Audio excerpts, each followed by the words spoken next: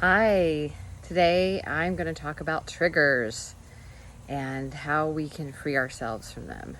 I think a lot of times our shadow self comes awake when we're triggered, and I want to share a process that I do to kind of help with that, and maybe it will help you too. So whether that thing that you have felt most recently, maybe in conflict with someone or just on your own, maybe you're feeling anger, maybe you're feeling frustration, rage, maybe you're feeling lack or sadness. Whatever you felt when someone triggered you, maybe you didn't react the way that you wanted to. First, forgive yourself for that. We all make mistakes, and that's how we're learning what we can improve on. So there's no need to beat yourself up about it, and there's no need to beat up the other person for triggering you. You can tell them that triggered me and tell them why, and hopefully they will listen, but there's no need to make them into a bad person because of it. So think about this last time that you were triggered and what you felt, that emotion that you felt in your body.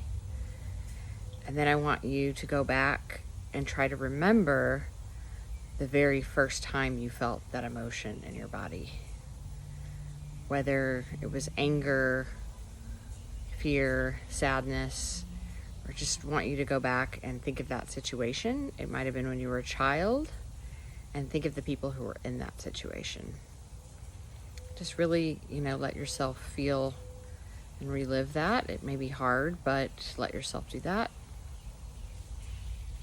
And after you do that, I want you to look the person in the eye, maybe that caused anger or whatever other thing that you feel like they caused, and say to them, thank you for showing me the contrast of what I want in my life and what I don't want in my life. I completely forgive you for the situation between us because I now want freedom. So just allow yourself to do that first time you ever felt that feeling with that person. And then turn to yourself and say, I forgive myself. I didn't know any better at the time. I acted in the best way that I could at the time. And I forgive myself.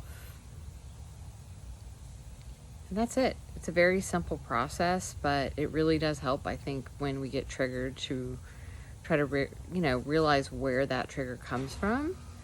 And a lot of times we will see the person we're with in the current situation, we see them as the first person who actually did that thing to us. So it's really important to forgive and realize that person also did the best that they knew at the time with where they were at, and to let them go, because you do want freedom from the situation. And it's something you may have to do over and over again, but you will get there.